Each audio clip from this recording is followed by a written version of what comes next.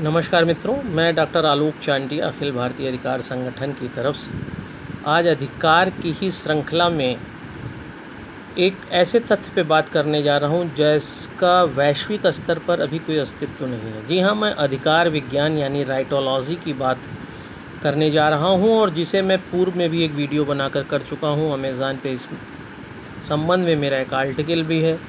मैं संगठन के माध्यम से व्यक्तिगत स्तर पर लगातार यह प्रयास कर रहा हूं कि विश्व स्तर पर राइटोलॉजी जैसे विषय को भी स्थापित किया जाए, क्योंकि मेरा यह मानना है और यह प्रमाणित वैज्ञानिक तथ्य भी है कि व्यक्ति जब तक शारीरिक रूप से रासायनिक परिवर्तनों के उस दौर में नहीं पहुंच जाता जहां पे उसे अपने अस्तित्व का खतरा लगने लगता है। यह अस्तित्व का खतरा भूख से संबंधित हो सकता है, रक्षा से संबंधित हो सकता है, सुरक्षा से संबंधित हो सकता है, शिक्षा से संबंधित हो सकता है, भविष्य से संबंधित हो सकता है, किसी अनजाने भय से संबंधित हो सकता है।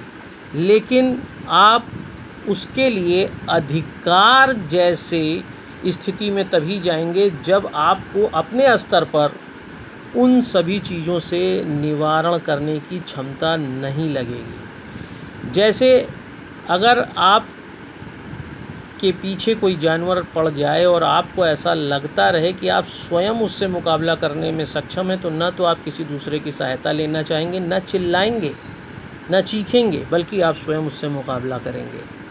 यह एक ऐसी स्थिति है जिसमें आपका शरीर स्वयं यह निर्णय लेता है कि आप अपने जीवन की सुरक्षा कर सकते हैं कि नहीं। यदि उसके बाद भी आपको ऐसा प्रतीत होता है कि आप अपनी सुरक्षा नहीं कर सकते, तो दूसरा विकल्प आपके शरीर में क्या है कि आप दौड़ते हैं। दौड़ना भी सुरक्षा का ही एक विकल्प है।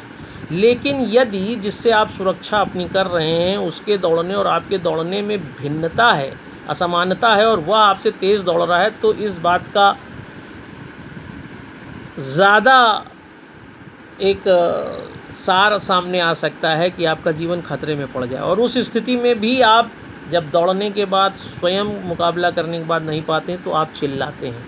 यह जो चिल्लाते आप हैं, या चिल्लाना सिर्फ शोर मचाना नहीं है, बल्कि अपने शरीर से इतर दूसरे उन लोगों को भुलाना है जो आपके शरीर की, आपके जीवन की सुरक्षा कर सकें। जहाँ परिवार के स्तर पर, मोहल्ले के स्तर पर आसपास के लोग आपकी चिल्लाने की आवाज़ को सुनकर आपकी सुरक्षा करते हैं, वहीं पर राष्ट्र राज्य की संकल्पना में जब एक समूह को, एक व्यक्ति को ऐसा लगता है कि वह अपने जीवन को बचाने में असमर्थ हो गया, और वहाँ पर जब वह प्रतिकार करता है, चिल्लाता है, तो स्थानीय स्तर पर जब वह परिवार में चिल्लाता है, समाज में चिल्लाता है, तब भी वह अधिकार है, क्योंकि उसके अंदर भय है। और यह भय क्यों है? क्योंकि उसके अंदर एड्रेनलिन का श्रावण हो रहा है, प्रवाह हो रहा है।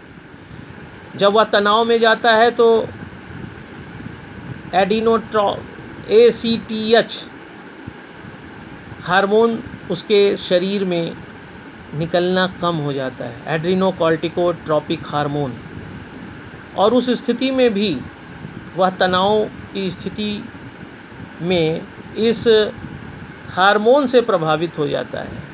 डर की स्थिति में एड्रेनलिन के अधिक प्रवाह से हो जाता है। और यह दोनों हार्मोन का निकलना इस बात को स्थापित करता है कि व्यक्ति को अपने शरीर के द्वारा अपनी सुरक्षा और संरक्षा में सफलता नहीं मिल रही है। और उस स्थिति में ही वह अधिकार की बात करता है। जिसे आप अधिकार कहते हैं, वह अधिकार शब्द ही एक सापेक्षिक शब्द है, जिसका अर्थ है कि हमें अपने अस्तित्व, अपनी सुरक्षा, संरक्षा किसी दूसरे के माध्यम से प्राप्त होनी है।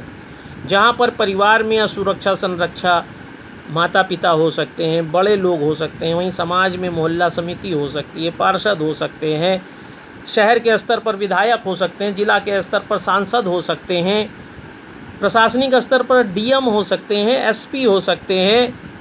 जहाँ पर आपको भय लगेगा, जहाँ पर आपको लगेगा कि इस सामान्य अवस्था में अपने जीवन को लाने के लिए हमें दूसरे की सहायता की आवश्यकता है, तो यह तभी होगा जब स्वयं आपका शरीर अपने को इस स्थिति में पाएगा कि वह अपने अस्तित्व को, अपनी गरिमा को नहीं बचा पाएगा। राष्ट्र राज्य की संकल्पना में व्यक्ति सरकार से यही आवाज़ देकर कहता है कि मेरे जीवन को सुरक्षित करिए, बचाइए।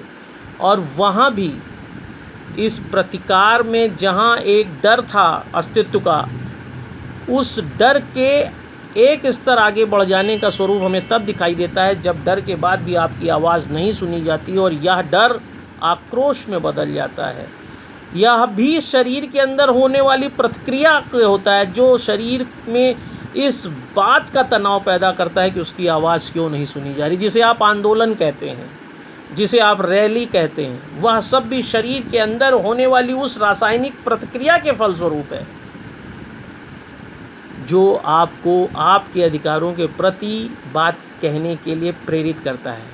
इसीलिए मेरा यह कहना है कि बिना शरीर के अंदर इस बात को पैदा किए कि अब आपको अपने अधिकारों के लिए किसी की मदद चाहिए, कोई व्यक्ति अधिकार की बात नहीं करता, बल्कि वह स्वयं कर्तव्यों के अधीन अपने सारे कामों को करता है। लेकिन जब शरीर में होने वाली रासायनिक प्रतिक्रियाओं में उसे महसूस होने लगता है बिना किसी दूसरे की सहायता के, वह सहायता परिवार की हो सकती, समाज की हो सकती, शहर जिला के अधिकारियों द्वारा हो सकती है, MP MLA की हो सकती है और सरकार द्वारा हो सकती है, इस स्तर पर सहायता के लिए सापेक्षिक रूप से आवाज़ देकर अपने विरोध को जताना और विरोध के आधार पर उसकी मांग करना कि मेरे अस्तित्व को बचाया जाए ही अधिकार कहलाता है। और इसीलिए आज के दौर में जब मानवाधिकार एक महत्वपूर्ण विषय होता जा रहा है तो अधिकार विज्ञान को एक विषय के रूप में महत्व दिए जाने के साथ साथ इस विषय को वैश्विक स्तर पर पढ़ाया जाना चाहिए और इसी का प्रयास अखिल भारतीय अधिकार संगठन लगातार कर रहा है। आप भी इस वीडियो के माध्यम से ज़रूर समझ रहे होंगे कि अधिकार विज्ञान, राइटोलॉजी आज के समय की कितनी महत्वपूर्ण मांग है और इस विषय की कितनी नितांत आवश्यकता है। यदि आपको यह वीडियो समझ में आता है तो आप इसे दूर तक लोगों को पहुंचाएं ताकि जल्दी से जल्दी शैक्षिक दुनिया में यह विषय आए और हम राइटोलॉजी के अंतर्गत राइट केवल विधि का विषय न होकर राइट कैसे शरीर की रासायनिक क्रियाओं के कारण विधि के रूप में हमारे सामने आता है उसका अध्ययन कर सकें। आशा है यह वीडियो आपको पसंद आएगा और राइटोलॉजी अपने स्वरूप में जल्दी ही स्थापित होगा। इसी कामना के साथ जय हिंद, जय भारत।